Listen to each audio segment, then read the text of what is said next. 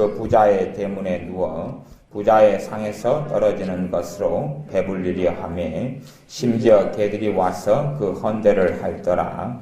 이에 그 거지가 죽어 천사들에게 받들려 아브라함의 품에 들어가고 부자도 죽어 장사되매 저가 음부에서 고통 중에 눈을 들어 멀리 아브라함과 그의 품에 있는 나사로를 보고 불러 가로되 아버지 아브라함이여 나를 긍휼히 여기사 나사로를 보내어 그 손가락 끝에 물을 찍어 내 혀를 서늘하게 하소서. 내가 이 불꽃 가운데서 고민하나이다. 아브라함이 가로되 예 너는 살았을 때에 내 좋은 것을 받았고 나사로는 고난을 받았으니 이것을 기억하라. 이제 저는 여기서 위로를 받고 너는 고민을 받느니라. 이뿐 아니라 너희와 우리 사이에 큰 구렁이 끼어 있어 여기서 너희에게 건너가고자 하되 할 수 없고 거기서 우리에게 건너올 수도 없게 하였느니라. 가로되 그러면 구하노니 아버지여 나사로를 내 아버지의 집에 보내소서. 내 형제 5이 있으니 저에게 증거하게 하여 저희로 이 고통받는 곳에 오지 않게 하소서. 아브라함이 가로되 저희에게 모세와 선지자들이 있으니 그들에게 들을지니라. 가로되 그렇지 아니하니이다. 아버지 아브라함이여 만일 죽은 자에게서 저희에게 가는 자가 있으면 회개하리이다. 가로되 모세와 선지자들에게 듣지 아니하면 비록 죽은 자 가운데서 살아나는 자가 있을지라도 고난을 받지 아니하리라 하였다 하시니. 아멘. 우리가 잘 아는 부자와 거지 나사로에 대한 이야기가 본문 누가복음 16장에 나와 있습니다. 부자와 나사로, 부자의 이름은 밝혀져 있지 않는데 한 부자가 자색 옷과 고운 베옷을 입고 날마다 호화로이 연락했다. 연락은 사치와 이런 잔치를 이렇게 하고 살았다 하는 이야기를 연락이다 그럽니다. 자색 옷과 고운 베옷은 굉장히 부유한 사람들이 입는 옷을 이야기합니다.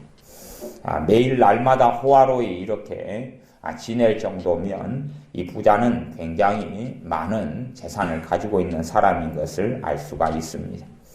나사로라는 이름한 사람이 있는데 그 사람은 거지였다. 20절에 그렇게 이야기합니다. 한 거지가 헌데는 병 중에서 이제 부스럼이 나고 몸이 이렇게 골막하고 이런 질병을 앓고 있으면서 그 부자의 대문에 누워서 부자의 상에서 떨어지는 것으로 배를 불리려고 했다. 그렇게 이야기합니다. 그만큼 이 거지 나사로는 거지일 뿐만 아니라 병들어서 어떻게 몸을 운신하거나 꼼짝하기도 어려운 사람이어서 이 부자의 대문 앞에 누워서 지낼 수밖에 없는 비참한 지경에 처하여 있습니다.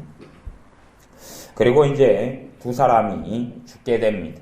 이 거지 나사로도 죽었고 그리고 부자도 죽습니다.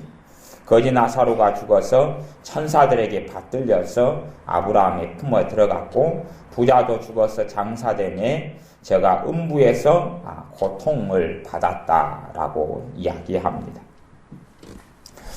현 시대의 문제 중에 하나는 모든 사람의 관심을 육체, 모든 사람의 관심을 물질, 모든 사람의 관심을 눈에 보이는 세계에 다 가둬버리고 만 것이 현재의 가장 큰 문제 중에 하나다. 그렇게 말할 수가 있습니다. 실제로 영적 세계에 있어서는 무관심해지고 사람이 영혼의 존재에 있어서는 무관심해지고 그리고 물질 세계가 모든 세계인 것처럼 그렇게 가르치고 말하고 생각하고 그리하여 영원한 세계가 있다는 것을 망각하며 알려하지 않는 시대와 세대가 되어져 버렸습니다. 그러한 가치관이 교회 안에도 같이 파고 들어와서 신자라 할지라도 영적인 세계가 있음을 생각하지 아니하고 눈에 보이는 세계만 마음과 생각과 삶을 쏟으면서 살게 되어졌습니다. 그런데 주님께서 부자와 나사로의 이야기를 통해서 반드시 사람들에게 한번 죽는 것은 정하신 일이요. 그 위에는 심판이 있고 그 심판이 천국과 지옥으로 대별된다는 것을 말씀하고 있습니다. 여기서는 부자는 음부에서 고통을 받았다라고 이야기합니다. 음부에서 고통을 받았다. 그리고 나사로는 아브라함의 품에 있었다. 나사로는 구원받은 이 아브라함의 품은 아브라함은 이스라엘의 조상이고 믿음의 조상입니다.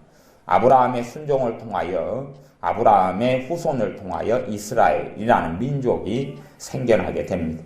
그렇기 때문에 이스라엘 백성 유대인들은 아브라함을 가리켜서 조상이라 그러기도 하지만 아버지다 이렇게 호칭합니다. 그러니까 우리하고는 좀 다른 양상의 문화와 관습인데 조상에 대해서 할아버지에 대해서 때로는 아버지다 그렇게 이야기합니다. 성경에 우리가 족보를 볼 때에 족보에서 우리가 헛갈리기 쉬운 부분이 그런 겁니다. 누구누구의 아들 누구 이렇게 나오면 그 아들은 실제로 아들이 될 수도 있지만 고손주가 될 수도 있고 증손자가 될 수도 있고 진짜 아들일 수도 있고 손주일 수도 있습니다. 누구누구의 아들 누구 그러면 3대의 후손이 될 수도 있고 4대도 될 수도 있고 그렇게 건너뛰어버리거나 손주를 누구누구 아들이 이렇게 표현합니다. 중간중간 단계를 생략해버린다 그런 이야기예요.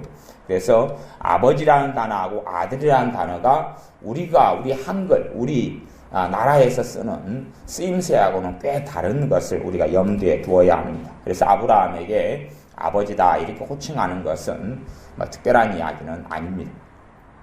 대신에 아브라함이 하나님을 섬겼기 때문에 아버지 아브라함이여라고 말한다는 것은 이 부자가 하나님을 알고 있었음을 시사해 줍니다. 하나님을 알고 있었다. 부자는 하나님을 알고 있었다라는 것을 알 수가 있습니다. 자, 그러면 이제 나사로에 대해서 우리가 생각을 해볼 만합니다. 나사로의 삶은 정말 비참하고 기구했습니다. 그래 안 해도 거지였는데 거지 중에서도 병들어 죽어가는 거지였습니다. 그러니까 우리는 생각을 그렇게 할 수 있어요. 하나님의 자녀면 잘 먹고 잘 살 수 있지 않을까? 하나님의 자녀면 떵떵거리고 살아야 되고 하나님을 섬기면 하나님께서 그 사람들에게 자동적으로 복을 주셔서 큰 소리 치고 그렇게 살아야 될 텐데 왜 이 사람은 하필 거지로 죽는가 하는 것을 생각해 볼 수가 있습니다.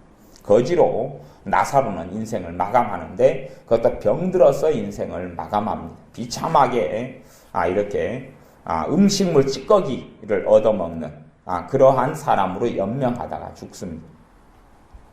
그럴 수 있다는 것을 우리는 염두에 두어야 됩니다. 충분히 그럴 수 있다는 것을 우리는 알고 있어야 됩니다.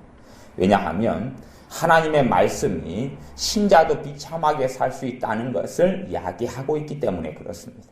하나님의 자녀라 할지라도 첫째, 기도하지 않는 자녀는 마귀의 밥이 되어져서 얼마든지 비참하고 고통스러운 삶을 살 수 있다는 것을 이야기합니다. 구약의 하나님의 사람들은 성령의 권능을 힘입어 살았던 사람들이 많이 있었습니다. 그러나 하나님의 사람들임에도 불구하고 성령의 권능을 힘입지 아니하여서 비참하고 쫓겨다니고 죽임을 당하고 그렇게 살았던 사람들도 많이 있습니다. 가령 엘리야 시대 때나 엘리사 시대 때에 선지 생도들이 있습니다. 그들은 선지자의 후보들이기도 하고 주의 종들이기도 합니다. 그런데 그들이 비참하게 병들어 죽고 그 가족은 빚더미에 올라앉아서 심지어 자식들까지도 노예로 팔려갈 처지에 처하기도 합니다. 동일하게 그들은 하나님의 말씀을 가지고 하나님을 섬기기 위해 부르심받고 하나님을 섬기는 길에 들어섰는데도 불구하고 가정은 비참하고 또 그 사람도 비참하게 죽고 그리고 가족까지도 가족의 모든 생계도 무너지고 자식들도 종으로 팔려갈 수밖에 없는 일도 생겨납니다. 그래서 그들의 지도자였던 엘리야 선지자나 엘리사 선지자에게 제발 살려달라고 남편이 죽은 다음에 이 아들들이나 자식을 데리고 엄마가 과부가 된 여인이 찾아와서 빕니다. 죽게 됐으니 살려달라고. 그때에 선지자 엘리야나 엘리사 선지자가 기적과 이적을 통해서 빚을 갚아주고 그리고 생계를 유지하도록 해줍니다. 다 똑같은 하나님의 사람입니다. 엘리사도 하나님의 사람이고 엘리야도 하나님의 사람이고 또 다른 선지 생도들도 하나님의 사람들입니다. 그러나 어떠한 사람은 하나님의 그 큰 은혜와 능력 속에서 살아갔고 어떠한 사람은 그렇지 아니했습니다. 성경은 이러한 극명한 대조를 하고 있다는 것을 우리는 기억해야 됩니다. 내가 하나님의 사람이고 하나님의 말씀의 약속을 받았음에도 불구하고 내가 하나님의 약속을 누릴 수도 있고 누리지 못할 수도 있습니다. 하나님의 약속을 누리는 사람은 말씀을 내 것으로 믿고 받아들이고 하나님께 말씀을 가지고 나아가 기도하는 사람, 또한 신실하게 기도함으로 응답받고 누리고 사는 사람들이 이 땅에서도 하나님의 도우심과 은혜와 위기와 또한 고난을 극복하고 승리하며 평안한 삶을 누리고 살 수 있습니다. 그러나 하나님을 믿고 섬기지만 기도하지 아니하고 중심 속에 하나님을 사모하지 않고 하나님을 찾지 않고 그저 그렇게 살아가는 사람들은 그러한 놀라운 하나님의 은혜와 능력을 멀리서 구경은 할 수 있을 뿐이고 단지 그들의 삶에 질병도 가득하고 아픔도 가득하고 또한 무엇보다 근신하라 깨어라 너희 대적 마귀가 우는 사자같이 두루다니며 삼킬 자를 찾나니 말씀한 대로 우리의 원수 마귀가 삼킬 자를 찾기 때문에 항상 공격받고 고통받고 그리고 슬프며 비극적으로도 살 수 있다는 것을 알아야 됩니다. 그렇게 신자들의 삶이 엎치락뒤치락합니다. 주님께서도 먼저 된 자가 나중되고 나중된 자가 먼저 될 자가 많다 그렇게 말씀하는 겁니다. 예수님을 먼저 믿고 신앙생활을 시작했는데 그의 신앙생활이 좀 자라가고 주님의 은혜 속에 살아가다가 그 은혜를 다 까먹어버리고 그리고 하나님의 주시는 평안과 기쁨과 감사 또한 응답하시는 그 은혜와 능력도 믿음도 까먹어버리고 진창 같은 삶이나 아니면 겨우 이런 예수님의 이름만 믿는 그냥 그런 극단적인 상황에 몰리고 살아갈 수도 있고 어떤 사람은 뒤늦게 믿었지만은 그가 주님을 사랑하고 주님을 의지함으로 또한 주님을 찾음으로 견고하게 그의 믿음이 성장하고 자라가며 주님의 평강과 은혜를 가득 누리는 삶을 살 수도 있다 하는 이야기입니다. 그렇게 극단적인 차이가 분명히 신자들에게는 생겨납니다. 이 땅의 사람들의 삶은 절대 운명이 없습니다. 운명이라는 것이 없습니다. 운명이 없어요. 여기 지금 부자와 나사로의 이야기에서는 우리가 천국과 지옥의 실체를 알 수 있는 부분이 있습니다. 몇 가지 알 수 있는 부분이 있는데 그 중에 하나는 누가복음 16장 23절에 제가 음부에서 이 음부는 지옥을 가리키고 이야기한다. 이렇게 해석하면 큰 문제가 없습니다. 음부에서 고통 중에 눈을 들어 멀리 고통 중에 눈을 들었다. 그러니까 이 음부에서 사람이 죽은 다음에 이 지옥에서 고통을 받는 것을 알 수가 있습니다. 이 부자는 고통을 받았습니다. 그 고통이 얼마나 심각했는지 아브라함을 눈을 들어 본 다음에 아브라함을 부릅니다. 아버지 아브라함이여 나를 긍휼히 여기사 나사로를 보내어 그 손가락 끝에 물을 찍어 내 혀에 서늘하게 하소서. 손가락 끝에 찍어서 혀에 대는 정도면 정말 아무것도 아니죠. 한 방울 정도밖에 안 될 것입니다. 이번에 아이들과 함께 등산을 했는데 애들이 하도 목이 말라가지고 제 배낭 안에 빈 물통이 한 5개나 있어서 제발 물이 남았느냐고 사정을 해서 제가 빈 물통을 다 열어봤더니 몇 방울씩 남았더라고. 몇 방울씩. 그래서 몇 방울씩도 입을 벌려서 먹여줬습니다. 몇 방울씩. 그 정도 해가지고 간에 기별이 갔는지 안 갔는지 모르겠어요. 이 산이 원체 등산했던 산이 거짓말 산이어가지고 한 산만 넘어가면 물이 나올 줄 알았는데 한 산을 넘어가니 또 한 산이 나타나고 그 산만 넘어가면 물이 나올 줄 알았는데 그 산을 또 넘어가니 또 다른 산이 등장하고 또 그 산을 넘어가니 물이 나올 줄 알았는데 마을이 나와서 물을 구할 수 있을 줄 알았는데 또 산이 나오는 일을 5-6번을 반복했습니다. 이 산이 겉으로 보일 때는 저 산만 넘어가면 이 마을이 나올 것 같았는데 종착지에 다다를 것 같았는데 그렇지 않았지. 그래서 아이들은 목이 마른 가운데 애써서 등산을 했습니다. 이게 몇 방울의 물로 아이들이 어떻게 만족했는지는 몰라도 이 부자는 정말로 손가락에 찍는 물이면 한 방울이나 될 듯 말 듯한 물도 혀에 좀 대달라고 사정할 정도로 이 부자는 그런 극심한 고통과 고난을 받았다는 사실을 알 수가 있습니다. 간혹 가다가 요즘에 나오는 어떤 일반 서적들이나 아니면 일반인을 대상으로 하는 어떤 소설책이나 아니면 뭐 에세이나 이런 글들을 종종 접하게 됩니다. 그런 글들에서는 우리의 죽은 다음에 내세의 세상에 대해서 아주 거짓말을 하고 그리고 진실을 얼버무리는 것을 굉장히 많이 봅니다. 그러니까 얼버무린다는 것은 그런 거지요. 사람이 죽으면 그 영혼이 있다가 영혼이 이제 자의식을 잃어간다 그런 거예요. 하나의 어떤 망령으로 변화되는 거죠. 그 사람은 사람이 죽은 다음에도 그냥 나가 그대로 있는 것입니다. 나란 존재가 그대로 있어요.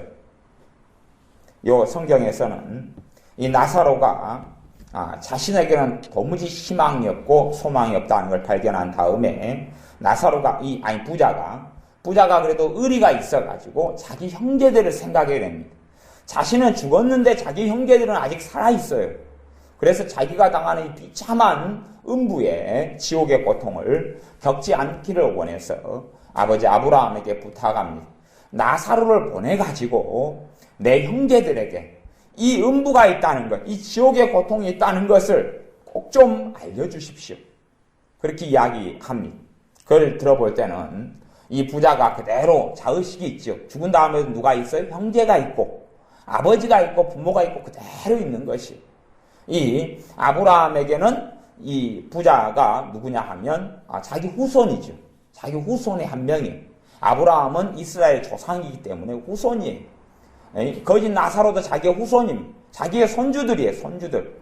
어떤 손주, 부자인 손주는 지옥에 갔고 이 거지였던 나사로 손주는 자기의 품에 안기었고 그렇게 해서 평안을 얻었던 것인데 그 사람이 그대로 살아있어요. 사람은 절대 변치 않아요. 사람은 그래서 하나님 형상을 받은 다음에는 불멸의 존재가 되는 것입니다. 물론 이 육신은 죽어요. 하지만 영혼은 절대 죽지를 않습니다. 영혼은 죽지 않아요. 또한 주님의 언젠가 하나님의 심판대를 통과한 다음에는 그 다음에는 우리가 죽었던 몸도 다시 살아나서 다시금 이제 병들지 않고 썩지 않고 죽는 몸을 가지게 됩니다. 지옥에 가는 사람도 그 몸을 가지게 되고 그래서 몸을 가진 채 고통을 당합니다. 천국에 영원히 거하게 되는 사람들도 몸을 가진 채 천국에 거하면서 먹고 마시고 살아갑니다. 물론 이 땅의 삶하고는 굉장히 다른 모습, 다른 양상이 될 것입니다. 거기는 병도 없고 질병도 없고 서러움도 없고 고통도 없고 아픔도 없고 그러기 때문에 죄도 없고 슬픔도 없는 그러한 하나님 앞에서의 낙을 누리고 살게 될 것입니다. 그 사람이 그대로 있다는 이야기. 이 부자가 절대 잊어먹지 않아요. 고통을 당하면서도 자기가 누구라는 걸 그대로 알고 있어요. 자기의 형제가 누구라는 걸 그대로 알고 있어요. 이것이 죽은 다음에 내세에서 일어나는 일입니다. 이게 어떤 판타지 소설 같은 걸 보면 죽은 다음에 어떤 망각의 강을 건너면 그런 강을 뭐 황천강이라든지 뭐 그렇게 표현하죠. 우리들은 믿는 사람들이 요단강을 건넌다 그렇게 찬송가를 부르지만 그렇게 어떤 강을 건너면 그때에 이제 그 기억을 잃어버리는 것을 뭔가를 먹고 마신 다음에 환생을 해가지고 다시 태어난다. 뭐 그런 사상들이 요즘에 굉장히 많이 가르쳐주고 유행을 합니다. 그래서 내가 어떻게 살아도 다시금 또 태어나고 또 태어나고 또 태어나니까 괜찮다. 그런 식으로. 그 다음에 이제 소설의 주인공을 보면 환생했는데 기억을 갖다가 그대로 다 자기 전생을 기억하고 다시 태어나가지고 거기서 아주 그냥 성공적인 삶을 살게 되었다. 뭐 그런 내용들. 그런 것들로 해서 젊은이들의 생각이나 청소년들의 생각을 어지럽혀버리고 거짓말로 이렇게 속임수를 쓰게 됩니다. 그러니까 이 땅에서 어떻게 내가 살아도 큰 상관이 없다는 가치관을 주입시키게 되는 것이에요. 그런데 우리는 이 땅에 살아가는 인생이 딱 한 번뿐인 인생입니다. 딱 한 번. 다시는 기회가 오지 않는 한 번밖에 없는 인생입니다. 그리고 하나님 앞에 전부 다 서게 될 것입니다. 그것을 뒤늦게 이 부자가 깨닫고 알았던 것입니다. 그리고 살아왔던 인생을 후회하죠. 후회하지만 때가 늦고 맙니다. 후회하지만 때가 늦고 맙니다. 우리 주님께서는 어떤 사람도, 한 명의 사람도 멸망받기를 원치 아니합니다. 어떠한 사람도 지옥에 가기를 원치 아니합니다. 그래서 그의 사람들을 보내고 또한 십자가에 달리시면서까지도 주님을 통해서 구원받기를 원하시는 간절함이 있으셨습니다. 하지만 하나님의 공의로우심과 하나님의 거룩하심으로 인하여서 필연적으로 회개하고 주님께 나오지 않는 사람은 구원을 받지 못하게 됩니다. 이제 이 누가복음 16장 부자와 나사로 이야기에서 핵심적인 이야기가 있습니다. 핵심적인 이야기는 왜 이 부자가 음부 곧 지옥에 갔는지, 왜 나사로가 아브라함의 품에 안겨 천국 낙원으로 들어갔는지 하는 이유가 나와 있습니다. 왜 이 부자는 아브라함을 알고 있고 하나님을 믿었는데도, 하나님을 알고 있었는데도 지옥에 들어갔고, 왜 거지로서 비참하게 살았던 나사로는 죽어가지고 하나님의 나라에 들어갔는지 그 이유가 나와 있습니다. 30절에 보면 그 이유가 이 부자의 입을 통해, 부자의 말을 통해서 들어볼 수가 있습니다. 가로되 그렇지 아니하니이다. 아버지 아브라함이여, 만일 죽은 자에게서 저희에게 가는 자가 있으면 회개하리이다. 뭐 한다고요? 회개한다고. 이 부자가 음부로 들어갔던 이유는 회개하지 않아서 그랬다는 것을 알 수 있습니다. 부자가 그때 지옥에 와서, 음부에 와서 고통당하면서 깨닫게 된 겁니다. 회개하지 않았다는 것을. 그리고 비록 비참하게 거지 나사로로 살아가서 병들어서 앓다 죽었는데 그 거지 나사로는 회개한 사람이었다는 것을 알 수가 있습니다. 회개라는 의미는 크게 두 가지로 이렇게 나누어서 설명할 수 있습니다. 하나는 회심입니다. 회심은 마음을 돌이켜서 하나님께로 돌아오는 것을 이야기합니다. 자기가 인생과 삶의 주인으로 살다가 이제는 주인을 바꾸는 것입니다. 주인을 예수 그리스도를 통해서 전능하신 하나님을 주인으로 섬기는 삶으로 바꾸는 것입니다.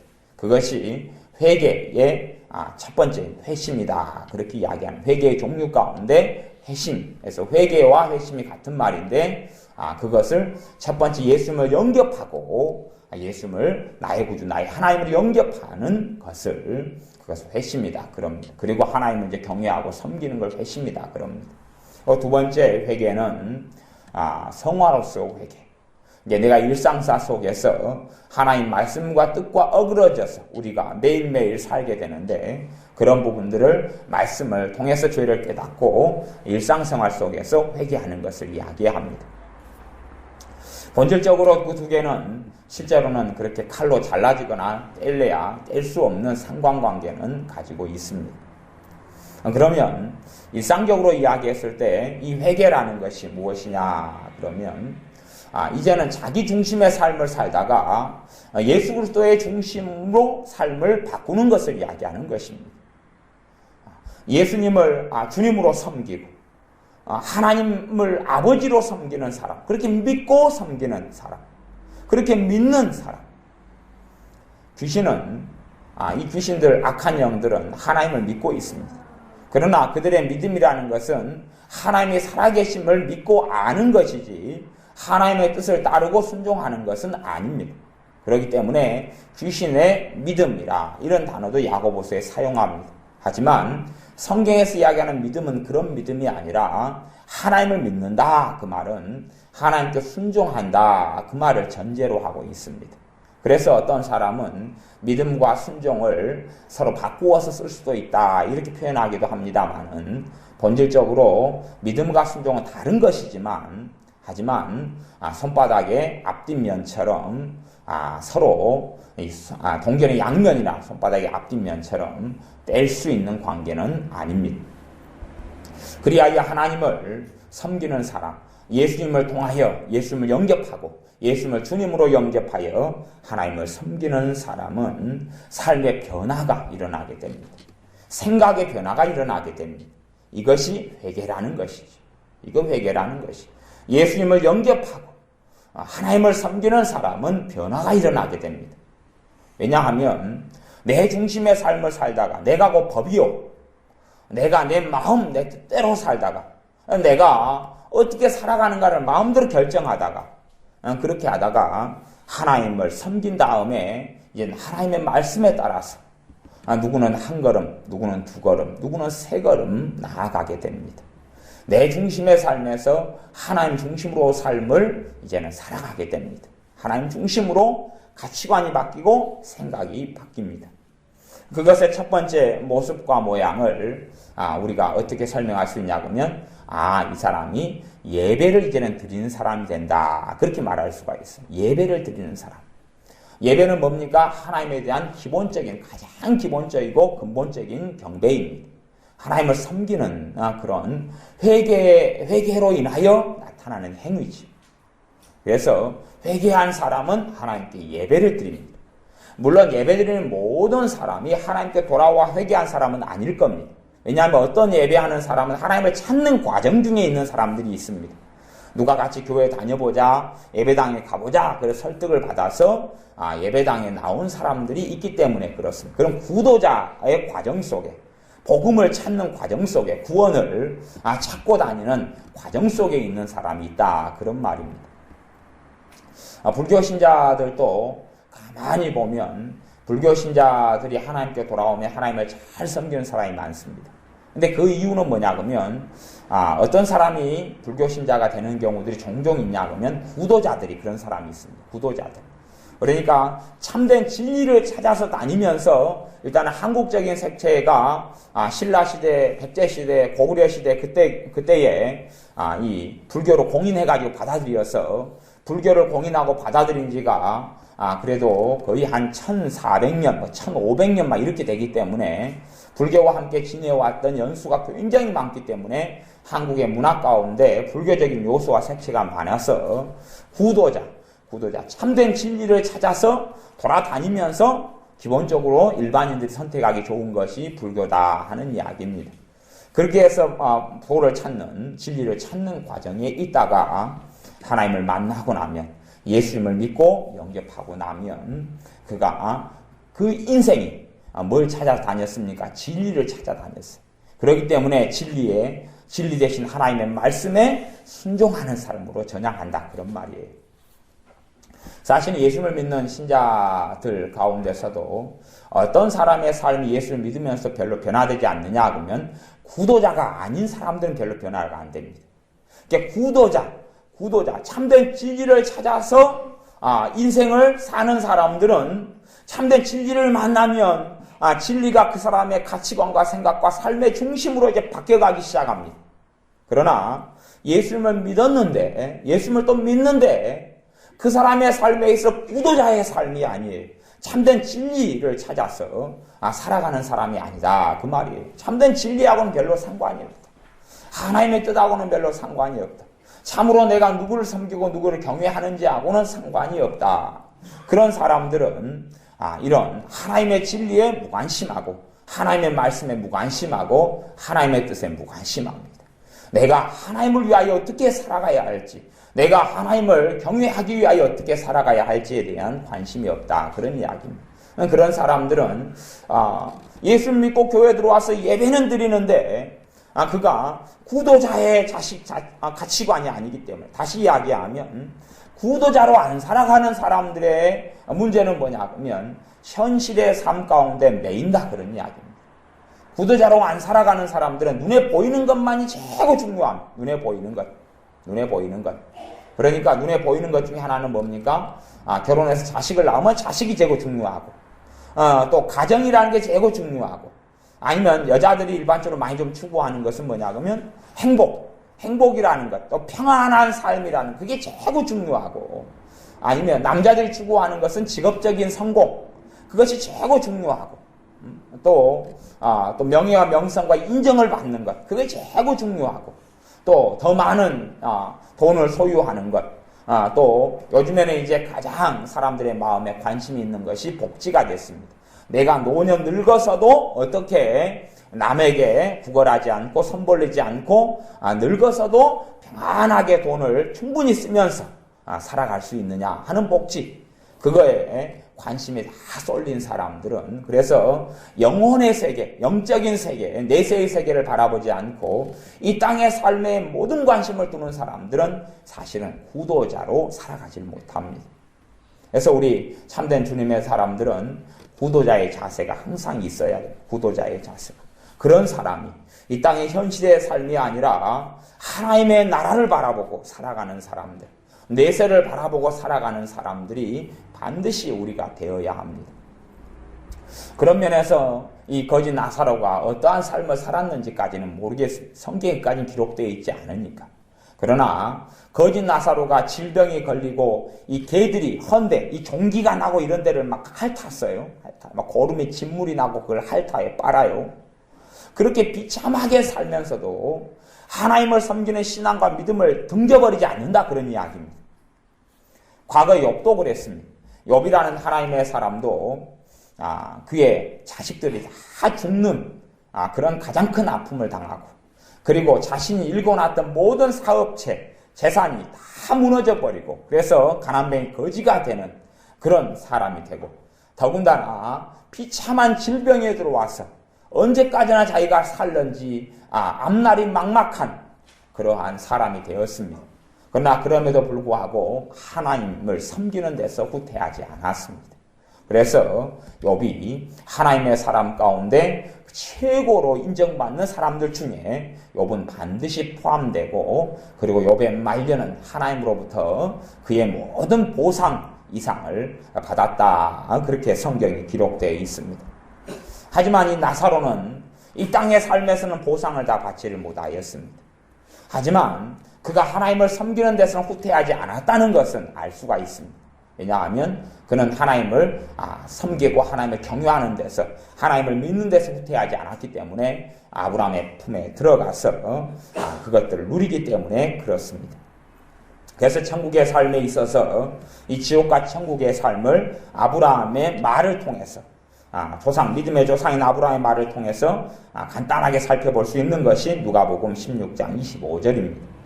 아브라함이 가로되 예, 너는 살았을 때에 너 좋은 것을 받았고, 살았을 때 좋은 것을 받았다. 이 부자는 돈이 많았잖아요. 돈이 많아서 먹고 싶은 거 다 먹고 가지고 싶은 거 다 가질 수 있었다. 너 좋은 것을 다 받고 누렸잖아. 좋은 것을 가지고 있을 때 이 좋은 것을 단지 자기가 누리고 가지는 것만이 아니라 내가 이것을 가지고 어떻게 쓰고 살아야 할지. 우리가 사실은 뭐 특별한 사람이 있지만 일반적으로는 우리 환경을 크게 벗어나지를 못합니다. 무슨 말이냐 그러면 이 부모님이 부자면 부자로 그냥 대부분 살고, 부모님이 또 일찍부터 대학도 나오고 사회에서 쟁쟁한 실력이 있으면 자식들도 주로 그러한 길을 걷게 됩니다. 인맥이라는 게 있잖아요. 그리고 실력이 있고 능력이 있고 어릴 때부터 공부를 어떻게 부모가 잘 가르치고, 그래서 주로 부잣집, 재벌집 이런 데는 항상 강남에, 서울 강남에 살면서 그렇게 공부를 잘하고 그리고 좋은 학교로 당연히 들어가고 외국에 유학 가고 박사를 받고 아니면 인정받는 사람이 됩니다. 하지만 평범한 집이나 그리고 가난한 집에 태어난 사람들은 거의 그냥 어쩌다가 한 번이나 두 번 뭐 어쩌다가를 제외하고는 그 굴레를 별로 벗어나지는 못합니다. 우물 안에 개구리처럼 살 수밖에 없는 넓은 곳을 보지는 못해요. 그리고 일찍부터 부모가 잘났고 잘 많이 배웠으면 일찍부터 학문이나 공부나 자기 장래에 있어서 투자를 하고 준비를 할 이러한 실력을 갖추고 눈이 띄게 되는데 그냥 별로 눈을 띄지 못해요. 그리고 살아가다가 아니면 부모가 잘 공부를 모르기 때문에 그냥 공부하라는 잔소리치는 입에 닳지 몰라도 어떻게 공부해야 되는지는 가르치지를 못해요. 그러니까 주눅만 받고 어감만 받다가 시간들을 다 보내버리고 나중에는 이제 또 우물 안의 개구리처럼 그렇게 살다 보니까 그냥 작은 세계에 갇혀 살 수밖에 없어요. 그것이 일상적인 삶입니다. 그래서 환경에 거의 대부분 지배를 받고 살 수밖에 없어요. 그래서 그런 면에서 어떤 사람은 운명을 주장하기도 합니다. 운명은 아니지만 운명 비슷한 삶이 대다수의 삶 속에 일어나게 됩니다. 그러면 좋은 환경 속에서 많이 가지고 많이 누리고 그렇게 태어나고 또 많이 가지고 살아가는 사람들에게는 그 많이 가진 것이 그들이 그 많이 가진 걸 다 누리고 네 마음대로 살아가라는 뜻이 아니라 그것을 가지고 너가 어떻게 하나님 앞에 하나님께서 원하시는 청지기로 삶을 살 것인가 하는 것을 하나님께서 물으시는 거란 이야기입니다. 그래서 주님께서 많이 가진 자에게는 많이 찾을 것이요 적게 가진 자에게는 적게 찾는 것이지 그렇게 말씀하셨어요. 그런데 이 부자 나사로는 부모가 아마 과거의 시대에는 대부분 잘 살고 재산과 부를 인계시켜줘야지 그렇게 잘 살고 누리게 됩니다. 과거에는 땅이 제일 중요했잖아요. 태어나면서 어디 소작농이라든지 아니면 머슴으로 이렇게 그런 집에서 태어나면 농사지을 땅 한 떼기 없이 태어나면 어떻게 특별한 장사 수완을 얻거나 뭐 어떻게 젊은 시절을 뼈 빠지게 투자하지 않는 한은 그렇게 살 수밖에 없는데 누구는 그냥 어마어마한 땅을 가지고 살아요. 우리 교회가 있는 이 근처 땅도 옛날에는 여기가 몇 사람이 두어 사람이 다 가지고 있던 땅이에요. 그러니까 그 자식들은 지금도 전부 다 부자예요. 이 땅을 가지고 있던 사람들의 땅을 다 팔아가지고 아직도 또 땅을 가지고 있어요. 그러니까 이 땅을 다 가지고 있던 사람이 이제 요 앞에 교회 건너편에 보면 디지털 프라자 있잖아요. 이것은 아직도 그 옛날에 그 부자 가지고 있는 땅이 저거. 그러니까 임대를 주고 있어요. 그러니까 지금도 자식들이 저 땅하고 저것 가지고 서로 막 돈을 서로 더 먹으려고 이렇게 줄다리게 한다. 그런 이야기가 있어요. 또 교회 쪽 앞쪽 같은 경우에 땅들도 옛날에 어떤 부자들이 가지고 있던 막 땅이 지금도 가지고 있고 막 그래요. 이게 얼마나 이 땅들을 많이 가지고 있는 사람 지금 이 자식들이 다 윤택하고 부자로 살아가는지 몰라. 이런 땅 부자들이 다 땅이 중심이었는데 그러면 부자 같은 경우도 아마 시중 팔고 그랬을 거예요. 그렇게 부가 이렇게 대물림해 왔어. 그래서 사람들에게 땅을 농사지으라고 빌려주고 농사지으면 50% 뭐 60% 옛날엔 70%까지도 고약할 세금을 걷었는데 주로 뭐 한 30%에서 주인이 좋으면 30%를 거두어요. 30%, 50%를 거두어요. 거두면 가만히 있고도 이 사람 농사지는 게 다 내 거잖아요. 내 거. 30%, 50%가 다 내 것이. 그렇게 하고 주인집 일도 와서 해라 하면 부역처럼 해야 되고. 그러니 얼마나 부유하게 살 수가 있어요. 그런데 이 사람이 하나님 앞에서 삶을 살지 않았던 것이에요. 하나님을 섬기는 삶을 살지 않았어요. 자기에게 주어진 것. 하나님은 알기는 아는데 하나님의 조상 때부터 자기 민족과 조상이 하나님이라는 사실은 알기는 아는데 하나님을 섬기는 삶을 살지는 않은 것이에요. 근데 나사로는 거지였지만 그래서 병들어 있는 사람이었지만 그래서 아마 걷기도 제대로 못하고 우리 식으로 이야기하면 예배당에 두 발로 걸어가서 예배도 잘 드리지도 못하고 그런 사람이었지만 심령 속에 가슴 속에 하나님을 섬기는 믿음이 변치 아니했던 사람. 그렇기 때문에 성경에는 하나님께서는 외모로 사람을 취하지 않고 중심을 보신다라고 말씀하고 있는 것입니다. 중심을 보신다. 그래서 우리는 사람을 외모로 판단하지만 하나님께서는 그 사람의 마음의 진심을 확인하시는 하나님. 그래서 이 회개한다는 의미가 하나님께 나와서 하나님을 섬기는 삶을 사는 건데 그렇다 보면 바뀌는 것이죠. 예배 중심으로 삶이 바뀌고 그리고 어떤 어려움과 힘든 일이 닥치면 이제 누구에게 먼저 도움을 청합니까? 하나님 아버지께 기도를 먼저 요청하고 도움을 청하는 것이. 그 전에는 어떤 문제가 생기면 내가 그 해결할 돈이 있느냐, 인맥이 있느냐, 아니면 친구에게 전화를 하고 부모님에게 상의하고 했던 문제를 당연히 그것도 지혜로운 좋은 방법이지만 그건 두 번째 방법으로 세 번째 방법으로 밀어두고 첫 번째 방법은 하나님께 나와서 하나님 이만약시한 문제가 생겼습니다. 도와주십시오. 그렇게 기도하면서 하나님께서 이끄시고 지혜 주시는 대로 그 다음에 이제 인맥이나 사람이나 물질이나 병원이나 여러 가지 방법을 통해서 그렇게 사용하는 것이죠. 우선순위가 바뀐다 그러는 것이 바뀐다. 이것이 회개하는 삶이에요. 그렇기 때문에 사실은 겉으로 봐가지고는 누가 회개했는지 안 했는지 다 알 수 있기도 하고 모르기도 해요. 알 수 있기도 하고 모르기도 해요. 왜냐하면 겉모습은 정치인 보면, 정치인이 선거 기간 때 보면은 저 사람이 겉모습으로 좋은 사람이 나쁜 사람이 알 수가 있어요, 없어요? 없어요. 다 만나면 90도로 인사하고 손잡고 웃어주고 꼭 자기 찍어달라 그러고 자기는 정말 좋은 사람이다 그러죠. 정치인이 나는 못된 사람이고 나는 옛날에 거짓말을 정말 많이 했는데 이번에 이제 내가 회개하고 똑바로 정치를 할 테니까 찍어달라 그렇게 말하는 사람은 아무도 없어요. 겉으로는 다 좋으니까 우리가 겉모습 가지고는 알 수가 없어요. 하나님만이 그건 회개했는지 안 했는지 알 수가 있는 것인데 내가 나를 비추어 볼 때는 내 안에 성령님의 역사가 있으면 나는 회개하고 또한 주님을 닮아가는 여정 가운데 있는 사람인 걸 알 수가 있어요. 그 첫 번째 모습이 뭐예요? 예배가 소중하고 중요하게 되어져. 하나님께 예배 드리는 것이 가치 있게 되어져. 그래서 믿음이 점점점 떨어져가는 사람의 특징은 뭐냐 그러면 예배가 사라져가고 예배가 귀한 것이 안 되기 시작해요. 히브리서 말씀에는 너희가 모이기를 배하지 말고 그날이 가까워올수록 모이기를 힘쓰라 그랬어요.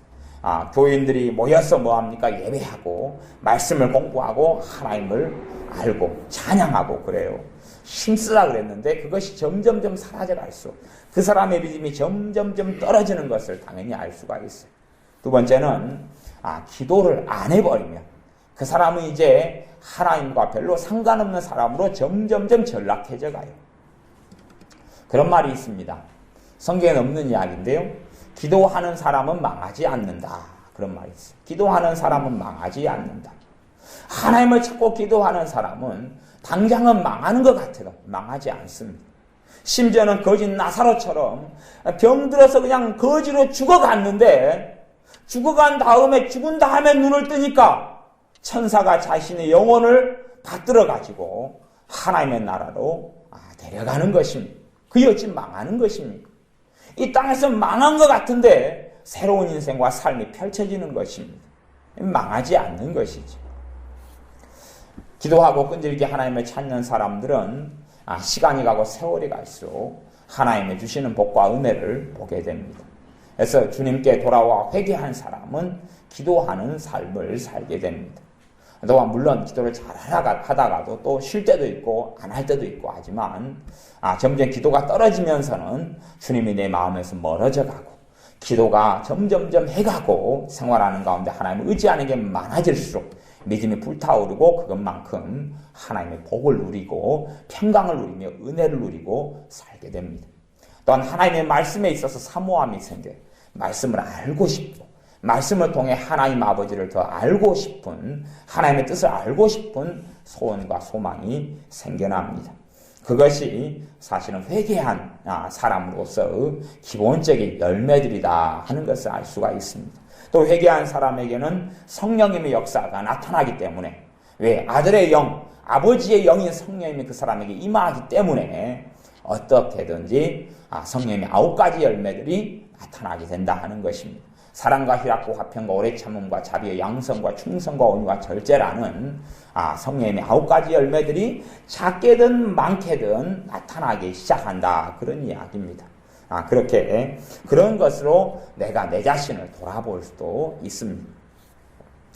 그렇게 주님께 돌아와 회개한 그러한 거짓 나사로는 구원을 받았고 부자는 구원을 받지 못하고 음부 가운데 고통하게 되었습니다. 우리 주님께서 천국과 지옥의 존재를 천국과 지옥이 반드시 있다는 것을 가르쳐주고 있습니다.